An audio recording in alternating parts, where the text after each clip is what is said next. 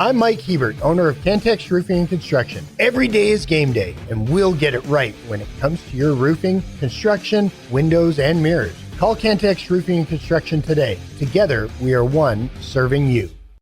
It's every Red Raiders' favorite podcast. This is the Tech Talk Podcast from Double T 97.3, presented by Cantex Roofing and Construction.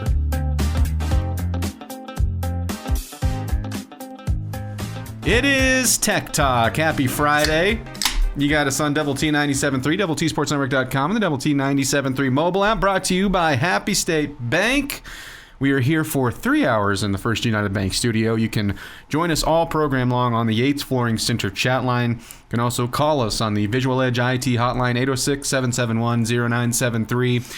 If you need any day of Halloween costume ideas, Kyler just is chock full of them. He's got a bucket full back there of them that he can pitch to you. I think a lot of them you're going to have to cut up your shower curtain, but hey, you know, got to do what you got to do to get ready for Halloween. You can watch us on Fox 34 News Now. We're also on YouTube. Just look at or type in youtube.com/Double T Sports Network. And if you're on Facebook, Twitter, Instagram, you can follow us there. Look up Double T 97.3. Clint Scott today, joined by Craig Wells. Craig, thanks for joining us. Hey, thanks for the invite. I feel like, the minor league that's been called up to the bigs, so I'm happy. This is a great Friday afternoon for me. Well, if that's the case, then I'm just the role player, and our star is getting a little, as you said earlier, load management. Yep. Well, and Coach Kyler's just going to have to piece it together and see if he can lead us to a win today. Yeah. And Gus is out there in La La Land doing something La La. Mm-hmm. Yeah. Uh-huh. I think that's what he said too. Yes. I'm gonna go do some la-la. Yeah. Well, it's here, Craig. When you looked at the schedule, when you were doing all of your preseason predictions with Rob on the end of the bench, and you guys were zeroing in, maybe going week by week, and you got to the matchup in Manhattan, what was your gut feeling before you'd seen this team play, and how has that maybe changed, maybe stayed the same? What's the difference between then and then now, where you're almost within 24 hours of kickoff? When I looked at the schedule right at the very beginning, and I said, if we are as good as I think we can be, and if as good as Coach McGuire thinks we can be, there's 2 games with a third that I really feel like are going to be telling. Arizona State and Kansas State because they were on the road, and BYU at home because I thought they were pretty good. But that being said, early in August, I thought this game would be the pivot game. If you lost to Arizona State, which we did, I thought, well, you got to beat Kansas State because you got to win one of those 2 road games. If you beat Arizona State, then you got a chance to run the table if you beat Kansas State. So I think this, in my mind, has always been one of, if not the most important game of the season because of where it is. I mean, you're coming off of a road loss that you had to Arizona State. I think they're going to take care of themselves now that Leavitt's out. How about that? Yeah, I know. Why couldn't you be out a week earlier? Those that said that you were Arizona State Super Bowl are feeling pretty good about that tweet or that. Yeah, when they rushed the field after they beat you in the middle of the conference season. But Kansas State's important, and it's also it's important because we need to get off the schneid against them. Mm-hmm. We gotta, if we're going to be one of the top 2 or 3 every year, you gotta beat people like Kansas State more than you lose to them. Mm-hmm. Yeah, I don't know how many times I've thought this week. Like when you're watching the game, or if you're listening on Double T 97.3, you're not going to see like on the score ticker like a TT for Texas Tech, a KSU for Kansas State, and an HIS for history. That's not going to be on the scoreboard. And they're not going to give the history score when they're telling you the live score on Double T 97.3. And I think that this team has, if they go to Manhattan and if they lose to the Wildcats, it's not because they've lost 8 straight games. It's not because oh, they haven't won there since 2008. That's not going to be a part of the game, or at least it better not be. Yep. And I think that anytime that you've had media availability this week and Coach McGuire or a player or an assistant coach has, they've been asked about it, because if you're over there, it's a story. I understand, from the fan side, from our side, it's a story. But in that locker room, if they were there like, we got to be the team that breaks, that's the totally the wrong way to go about it. And I don't think that they are going about it with that way, because for you and for what you're trying to focus in on, this just has to be an opponent, and it's got to be another game, and it's got to be a game that you do have to go play well. Otherwise, it could be not a great outcome in Manhattan. And you are so right. And Coach McGuire's preached it from day one. It's not about them. It's about us. We've got to go do what we do best. And if we get to that point, we've got a really good chance of winning the game. Mm-hmm. And I was listening to you and Gus a little bit yesterday afternoon, and I thought there was two really good points, not just two, but I was listening to the only two we made all day long. There's a good chance of that. But Gus was talking about how many of these guys, have not, they don't know this history. They don't really care to know this history. And then you threw in the fact, you take somebody like Jacob Rodriguez, he hadn't even played against him. So it's just a game. It's an important game Saturday afternoon that if they want to do what they want to do, they've got to beat Kansas State. You know what's funny about Kansas State? Because they're coming off back-to-back wins. They've won 3 out of the last 4. They do look better as a whole. But if you look offensively, they're hitting the averages that they've had just about all season long as far as yardage and things go like that. They're not just running over people, which is weird to say. I would argue that the passing game is more explosive and also more effective, but still you're hitting somewhere around 230 a game for pass yards. So you're not just lighting everybody up. So, what's different? And the clear thing that everyone has talked about all week, and it turns into coach speak, but at the same time it's so important. They've started to get takeaways, and the offense is just taking advantage. And so it's like the easy thing is like, hey, just go play clean football, and then you'll be a more talented team than them and you'll win it. But TCU said that. Yep. Kansas said that. UCF said that. And you're better than all 3 of those teams, but still it's like that's the easy thing. Like, hey, just don't go turn the ball over and you'll be good. And all the Tech fans know this better than anybody. It's real dangerous when they start getting takeaways because they don't give you many opportunities. No. So we've got to create some opportunities and then not give them any on that takeaway scene. When we come back, we'll give you round 1 of the Juice, today's top headlines. It is Tech Talk on Double T 97.3. Back with more next. It's every Red Raiders' favorite podcast. This is the Tech Talk Podcast from Double T 97.3, presented by Cantex Roofing and Construction. It is Tech Talk on Double T 97.3, DoubleTSportsNetwork.com, and the Double T 97.3 mobile app, brought to you by Happy State Bank. Clint, Craig, and Kyler behind the glass taking care of us. We'll be at halftime this time tomorrow. Oh, yeah. Something around there. Right around halftime. Yeah. We'll have a good indication of which direction we're going. Well, I hope so. Yeah. I could very well see this game going a lot like Utah did.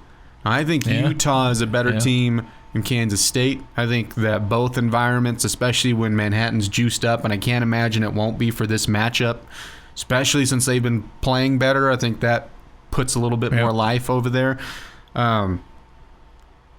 If I'm Kansas State, and this is something that is interesting about them, because if we think of the Kansas State teams of the past, or just if I just said Kansas State football program, a lot of the things that we think of are they don't beat themselves, they don't turn it over. Well, they're starting to do a lot of that, but a lot of ball control. And they really have not been good at that, and part of that's because the rushing attack has lacked a little bit. But it's getting a little bit better as far as just the ball control, not necessarily the rushing running game itself. But I could absolutely see this being an ugly, maybe just close first half, and us sitting like, well, hopefully find a little more fireworks in the second half. Just because I don't know what you're going to get out of your offense, I'm hoping that you get it is a fully, almost carefree Behren Morton. Yeah. And that's enough to fix some of the things that you've looked just not so clean on in the past couple of weeks. And certainly having him back and his experience and his leadership on the field is absolutely worth something, and he has been really good this year. I told Gus, if I had my perfect Behren Morton game, and maybe just the perfect, I guess, comparison to a game we've already seen, if you go out and you play like you did against Houston, and you're not forcing things, and defensively you're just dominating, I think you win this game in a similar fashion. But you just never know. Yep. I'm going to surprise you here. I think when it's all said and done, I'm going to probably be wrong. Not probably, I will. But Utah to me is the second best team in the conference. I don't know if they'll end up there, but I think talent-wise, coaching-wise, home field advantage-wise, I think they're the second best team in the conference. The way we played against them, where we just absolutely controlled the offensive and defensive interior. Behren had as much time to throw as he wanted to throw. And when Will came in, he did what he needed to do for us to continue on. I think if we can do that, if we can play that kind of game, we will do what you said. I think we'll control the ball on them. I think Behren's going to be able to go over the top because he's going to have the time. You know, everybody talks about, and rightfully so, their linebackers are really good. Yeah, they're for sure. But I think we can get past that line. I think we can get in that 25 to 30-yard category and get some yards after catch. We're due for a big passing game. I think Kansas State's going to sell out and try to stop the run. And the reason... I hope so. Well, I do too. I do too. But you look at what we didn't do against Arizona State. We didn't run the ball well. Yeah. And Arizona State had a lot to do with that. They tackled well. They were in the right schemes at times. And our offensive line didn't play one of their better games. I just got a feeling that Behren's going to have a really, really good day. And I think Caleb Douglas is going to come alive. Reggie Virgil's going to come alive, and our tight end is going to come alive. And I think that's one of I'm excited to have Behren back. Don't get me wrong, he's number one, but I think Terrence Carter he just means a lot to the offense, and I think he means a lot more to the offense than what we realize. Yep, I agree. And I mean, if you double up on Caleb, which you should if you're not, and if Reggie's coming across the middle, how many times have we had Carter standing 10 yards, 15 yards down wide open, because you can't cover them all. And if you try to put a linebacker on him, good luck. Yeah, and that just goes to me, yes, what's the first thing that I'm looking at to how do you win in Manhattan? It is play clean football. But I think it starts with, like, I'm with you, your offensive line, they protected pretty well. Right. And so that's the encouraging part, because that's, as far as the turnovers and stuff like that, if Behren's under pressure, and they've been a pretty good pressure defense. They haven't been elite, but they've been pretty good at pressure, and they've been a really good run stopping defense. And part of that is because they are one of the better tackling teams in the conference. And I've said this all week, I think they have the second best linebacker unit in the conference behind you. No doubt. And those guys are legit. But they've also been they've had a tendency to have just open areas in the secondary. And if they're looking at, hey, well, this has been successful, even though it's been against a different quarterback, the last couple of weeks against this Texas Tech offense of loading the box and throwing everything at the run game, if they do that, I think that 100% is to your benefit, because Behren Morton is a quarterback that can take advantage of that. And I think Will Hammond can be a quarterback that takes advantage of it. And I'm just talking about the future down the line. I understand he's out for the season. Yeah. I just think when you look at where Will Hammond was at as a quarterback, that's where this is the difference between him and a guy that's played 4 or 5 seasons and has seen a bunch of Big 12 defenses and has seen a bunch of Big 12. It doesn't necessarily mean it's like, well, okay, well, Behren must be a more talented quarterback, and we're going back and forth of who's more talented. Time will tell when we see Will Hammond grow up. Yep. And now he's going to have an injury setback, and we'll see what they do in the offseason. But I just think that's where the biggest boost is going to come from, because you have mature eyes in the backfield. Yep. And those mature eyes need to play well, because Josh Hoover is mature-wise, kind of piddled down his leg. Yep. Jalen Daniels, mature eyes, kind of piddled down his leg in the last couple of weeks. Yep. So. Yeah, and I think Behrens due. I think he's hungry.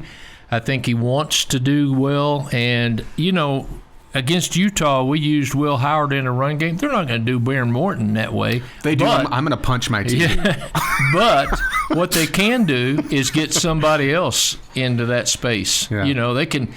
And you said it yesterday, watch out for the screen game. I think we're going to use that to our advantage. Mm-hmm. With a bunch of aggressive linebackers, it'll work.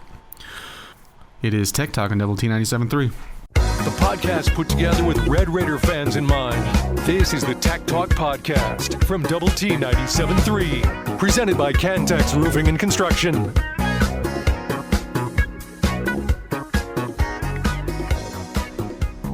100% knew this off the top of my head and didn't have to look it up at all. Did you know that the Crypt Keepers had an entire album of Monster Mash style songs, like the Transylvania Twist? I did not know that. And that's back in my day. I mean, I had no idea there was a whole album of them. There's one called Irresistible Igor, which I will be listening to in the break to learn what that's all about. Yep. The Scully Gully, Sinister Stomp. Some of these sound like wrestlers. Sinister Stomp sounds like a wrestler to me. Yep. You're a big wrestling fan, right? Gus is. I'll give him my tickets. He'll love it. All right, it's time for a play of the day. Take it away, Kyler. For dead there, they sit at number 4 in the country in a very good conference. Lurking and waiting. First down and 10, Kansas State. On the quarterback draw. Oh, my gosh. And a fumble, and Texas Tech got it back originally. Oh, my gosh. And it's Slay again. I'm telling you, they told us what a hitter this man is on the Red Razor defense. We saw him yesterday. He's bigger than me. He is enormous, and he just hits as hard, I think, as any football player I've ever seen. That's unbelievable. We can't go K-State. Absolutely. Absolutely. Well done. Well played. Dwayne Slay, an absolute stud, one of my all-time favorite Red Raider defenders. We've got some studs as well this year. Of course, the one, the only, Jacob Rodriguez. However, we're going to need some offensive studs as well in order to win this game against K-State. And one of the players that I think will have a huge impact is Jacoby Williams. The guy kicking off has one touchback this year. I mean, you'd think you got a chance here on a return. West Paul, Jacoby Williams is awaiting the deepest. He is in the end zone on the far side. And we'll be on tortilla watch here, see if everybody's following the rules, guys. Well, they've all got white towels that they're waving right now as the music is playing, and the right foot is now into the football. It's high and it is short. Jacoby Williams is going to have a chance from the 2-yard line, going straight up the hash marks, now to the middle of the field, breaks a tackle. He's to the 20, 25, 30. He's outrunning everybody. The 40 midfield. It's the kicker that's chasing him. He's down the sidelines. He is going to score. Touchdown, Red Raiders. Opening kickoff, 98 yards for a score. When I was here at the station making that highlight, I had to include John Harris saying we have a chance to return him because I just thought that was really cool. But Jacoby Williams is explosive, man. I love seeing the ball in his hands. He can make an impact on special teams like we saw last week.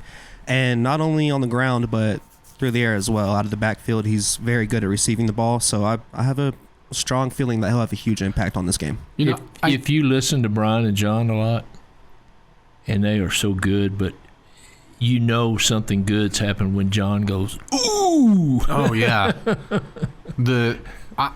If there is one noise that I could recreate perfectly, just a random impression, it would be the guttural John Harris noise. I can't do it. It's just such a deep voice on top of it. And how many times you listen to the Crabtree catch and hear John in the background?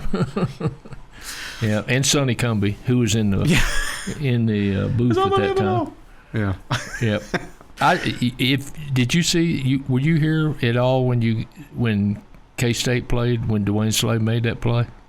I was not here. Yeah. But I remember that play. Yeah. Because I was hate watching Kansas State even as a youngster, and I was like, "That was incredible. That's my favorite college football play ever." I remember sitting in we had a downstairs basement living room. I remember sitting on our futon, like freaking out about that play. Yep. In the stadium, in the crowd, when that happened, you could hear. I mean, it was almost like, okay, on 1, 2, 3, everybody's going to say, "Ooh," because I mean, when he hit him, you felt sorry for that guy real quick. Yeah. I mean, he smushed him, boy. I'm telling you, it was, and he was running about 5-10 miles an hour, and I mean, boom, contact. It's one of those the ooze because everyone's like feeling it on their body. Yeah, like, exactly. And they might not have ever even been hit remotely close to that, but you're imagining it when you're seeing it. And you immediately think, God, I hope he gets up. Yes. It was hard. Yeah.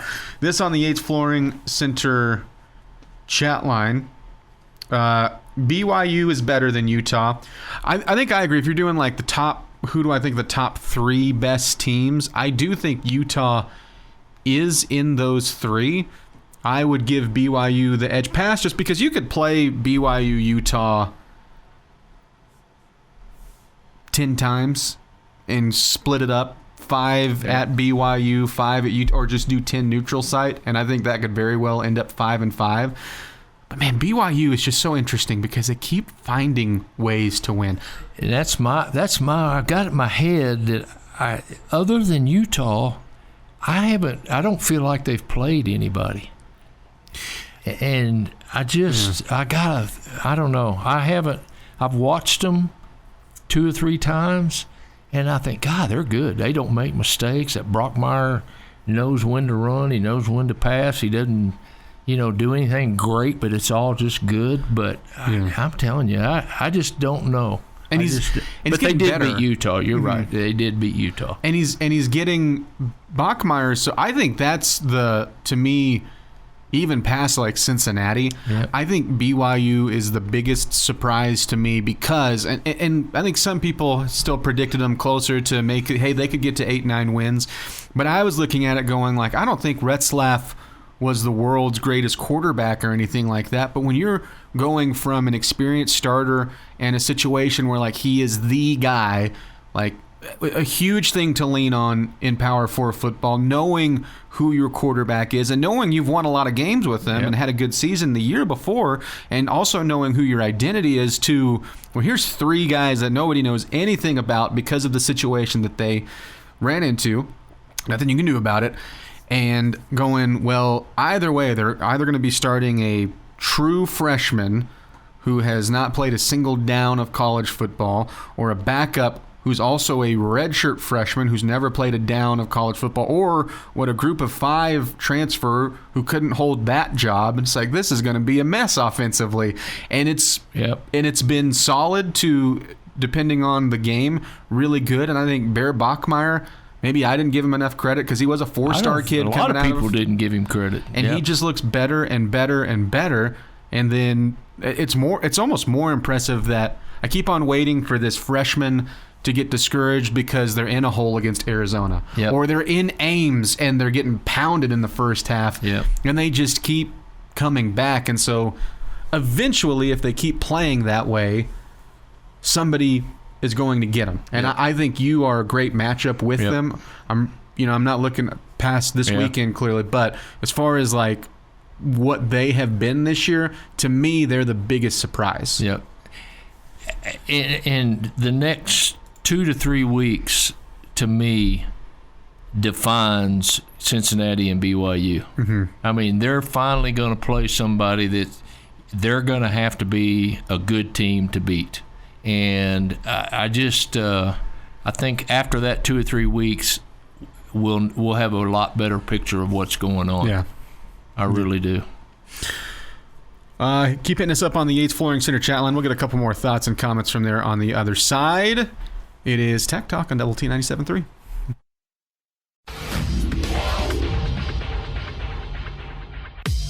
It's every Red Raiders' favorite podcast. This is the Tech Talk Podcast from Double T 97.3. Presented by Cantex Roofing and Construction.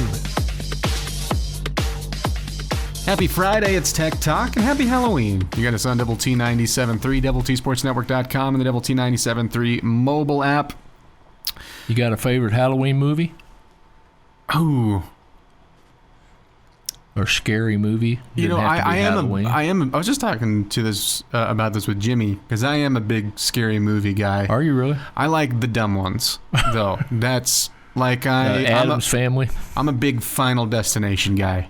Okay. And I've watched that series before as a marathon 3 times for Halloween. Mine is Scream. Good franchise. Oh yeah, good franchise. Yeah. I'm not much of a. That scariest thing I ever watched was Birds with Alfred Hitchcock. I used to watch all of his. Yeah, but I'm not much of a scary movie guy. There is, I guess it's more of a thriller than it is a scary movie. But there's a remake of The Wicker Man with Nick Cage. Yeah. It's the worst acting you've ever seen. Really? And I love that movie. Yeah. At the end where he's screaming and he's just like, not the bears! Not the bears! Nah! And he's just overacting. It's amazing. That's when I don't think I'll make most of our audience mad with this take, but I would make a lot of people Kyler to my age, somewhere in between, mad with this take. Hocus Pocus is a very overrated movie.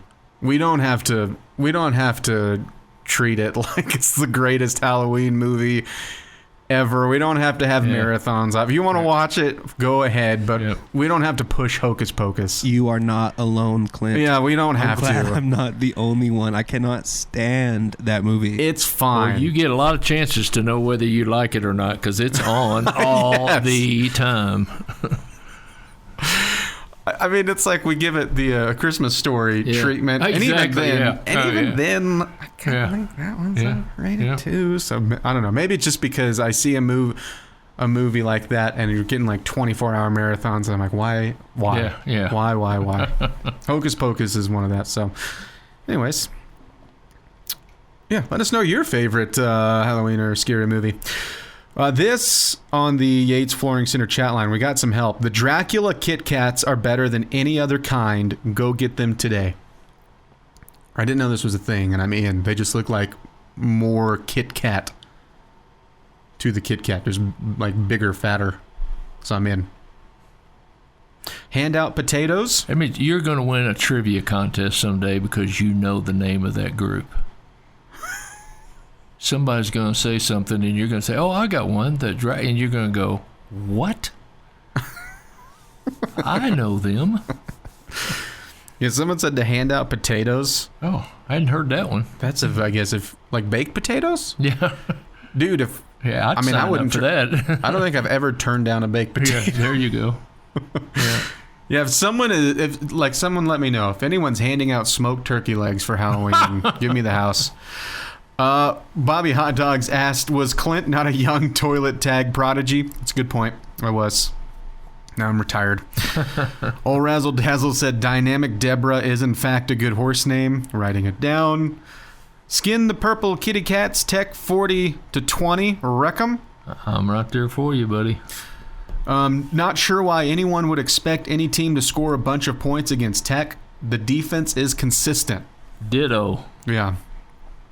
Yeah, and defense travels, as the coach speak says. It's crazy that 26 is the most you've allowed all year, and look what it took to get there. Yeah, it took a top 10 receiver.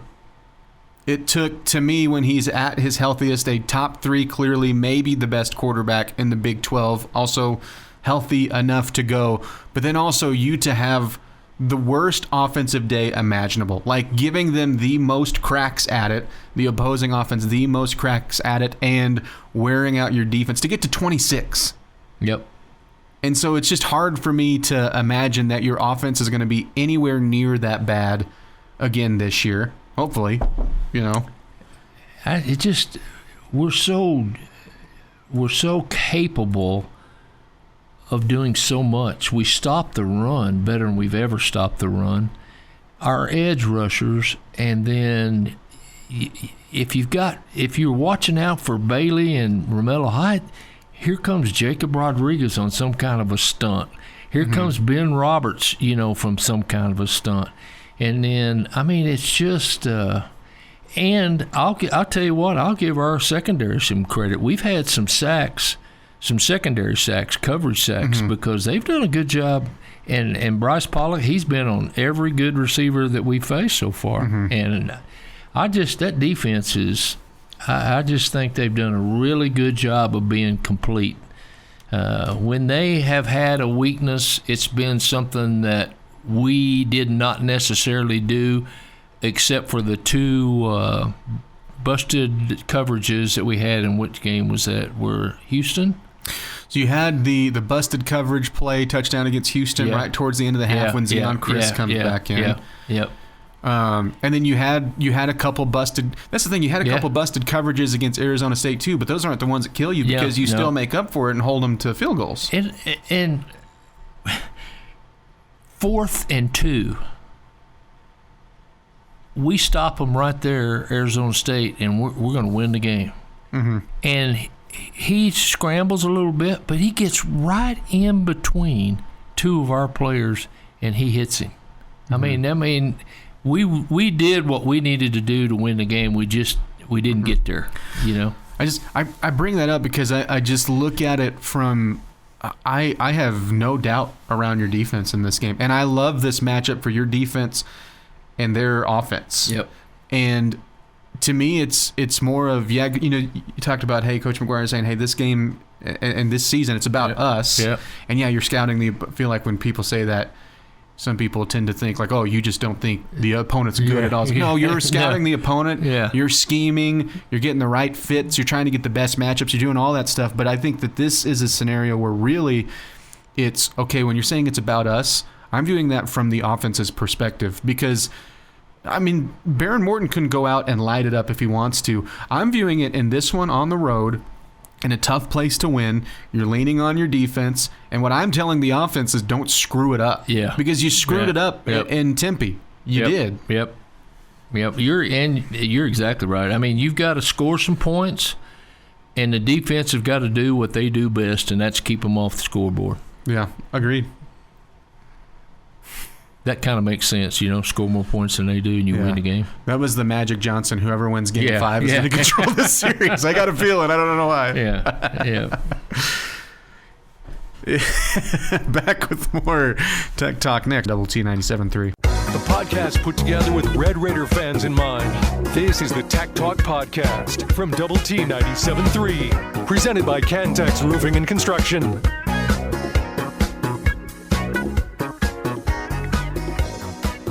It is Tech Talk on Double T 97.3. Thank you, Kyler. Adams Family or Munsters? I honestly did not watch enough of either. Okay. Both pretty good. Which one had Lurch? Adams Family. Adams Family, then. Yep. I think that's right.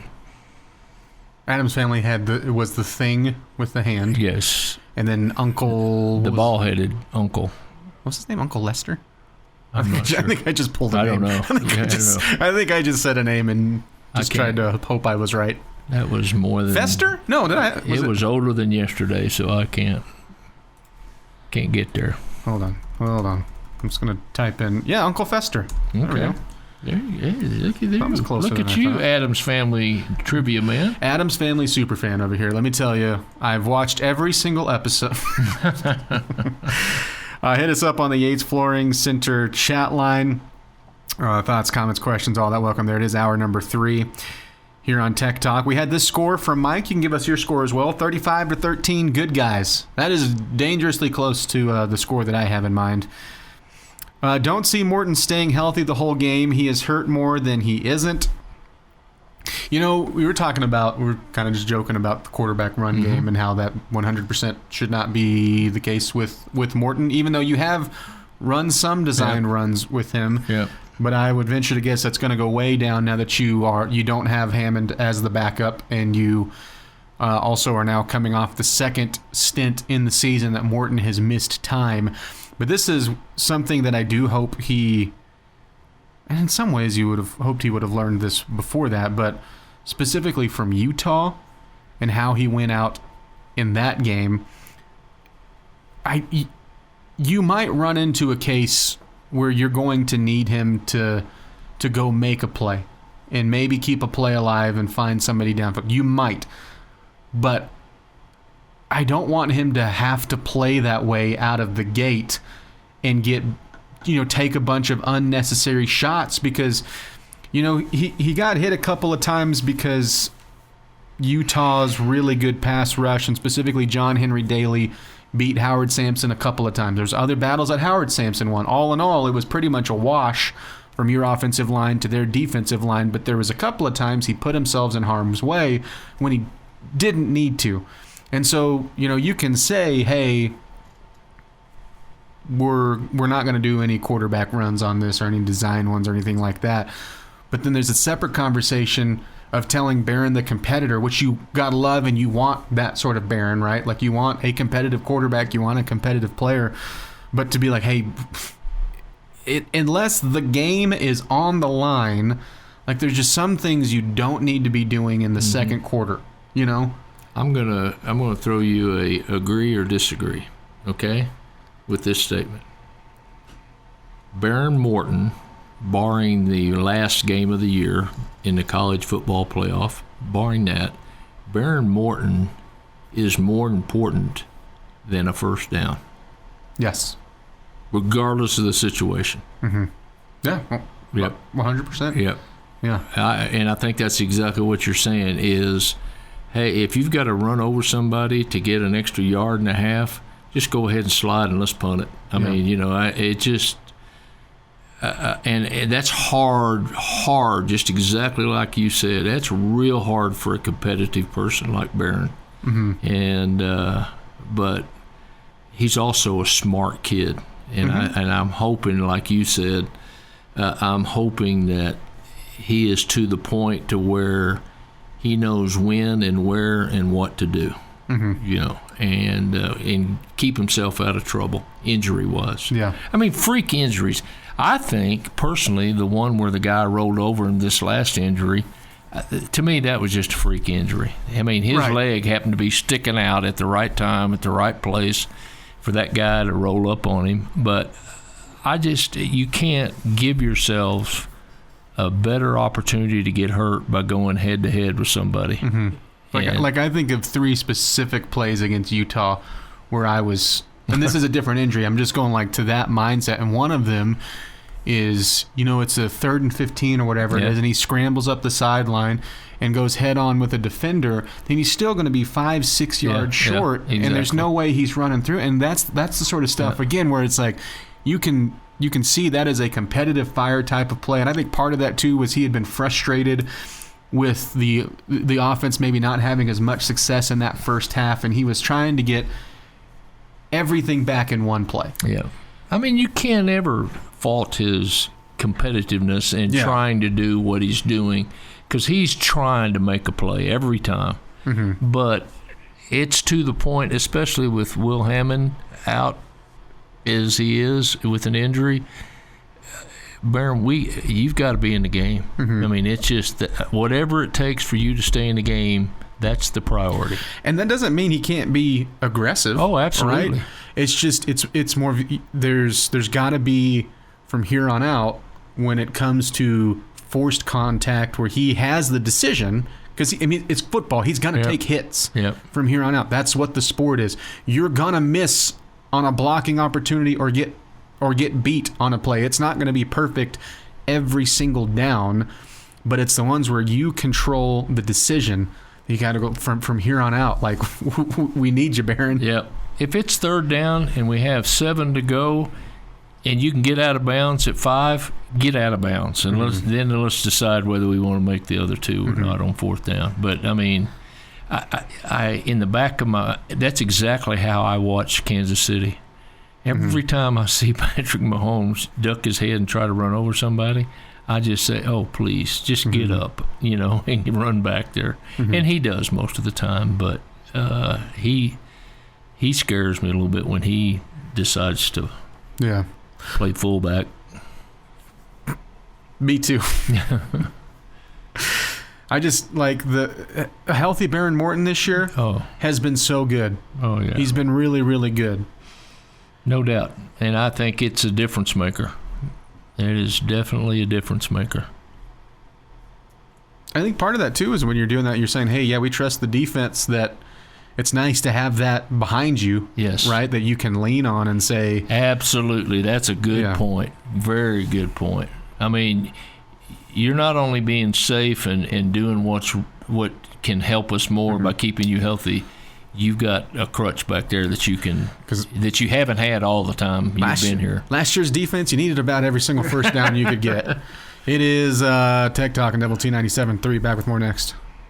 This has been the Tech Talk Podcast, presented by Cantex Roofing and Construction. Check out our library of Double T 97.3 podcasts at doublet97.3.com.